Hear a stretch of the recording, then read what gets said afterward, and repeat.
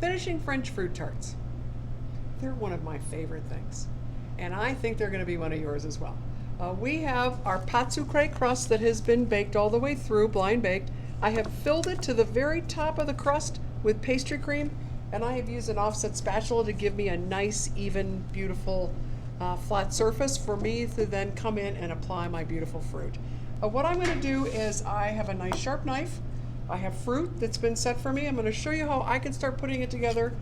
The beauty of this is you can put it together any way you want to, but it has to be neat and clean and well thought out and with intention. But you can't just go in and dice up all this beautiful fruit, chop it to pieces, and then put it in the middle of the tart. That's not what it's about. Fruit work is a work of art. It's showing your skill and your abilities. So I'm going to start with an edge. I have a mango sliced.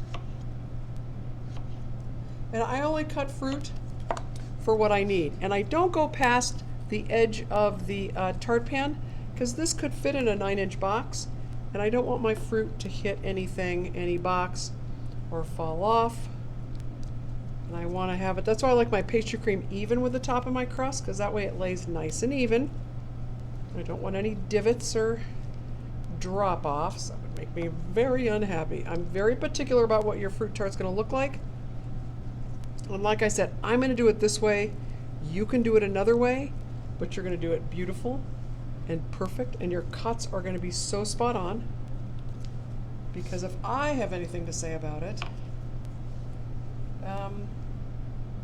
that's the way they're going to be. And everyone's going to look exactly like that. I think I need 2 more. Let's see. Like I said, you only cut the fruit that you need. See? Oh, so pleased with me. Look at that. Lovely. So then I'm going to come in. I think I'm going to do, I have raspberries and blueberries as well. I'm going to slice my mango. I think I'm going to put some mango around.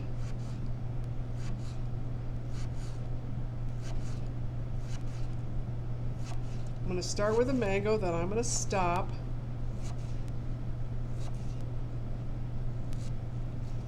Oh, that one didn't work out so well. That would be a Scooby snack. All right, so I'm going to come in here, and I'm going to layer my mango. Like I said, with intention. So I need all of it. You don't want any pastry cream to show.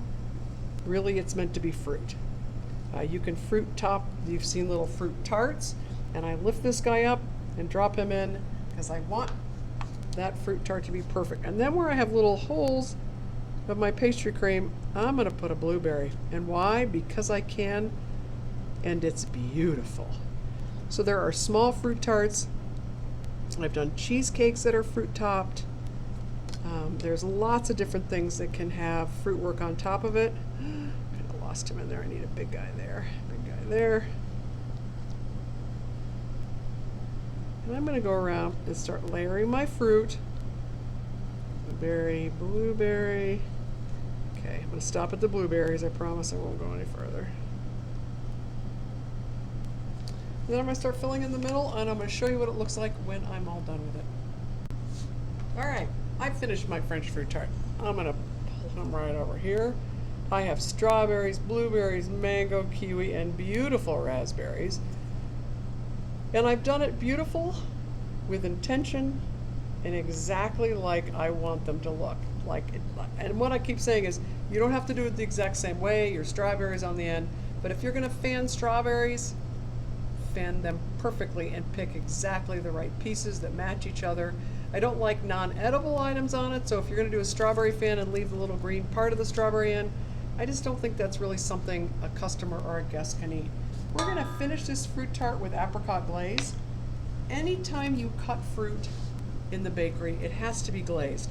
Fruit is a large quantity of water. It's pretty much 90% water. As soon as we start cutting it, it starts dehydrating it. We want to come in, and I'm going to get a lot of glaze on this brush. And I'm just going to let it fall off my brush, seal the deal. I don't do the raspberries because they have a particular little fur on them. and the glaze does not sit well on them. But I have enough glaze on the brush that it's just literally dropping right off. I'm going to come in and get my blueberries. Glaze should always be nice and hot. The minute it starts setting up and getting cool, it's going to get chunky and it's not going to do what you want it to do. So you want to make sure before you use it, you got a pretty good boil going on it. Ooh, can you see what I did right there? Story of my life, I always miss one. The curse. I said I could do 900 cupcakes in a day, but I'm going to come in here and I want to get these ends that have been cut, certainly. I don't want it to drip down my fruit tart, but I'm going to brush every single strawberry where I've cut it because it's going to last longer. It's going to be shiny and beautiful in my bakery case. It's going to sell for a lot of money. I'm going to make a nice profit on it. And my customers or guests are going to think that my ability to do a French fruit tart is one of the prettiest and most beautiful they have ever seen. I just think it's the mark of a great pastry chef. There, that is a French fruit tart finished. Pâte sucrée, pastry cream, fruit work on top, apricot glaze. It's a stunner.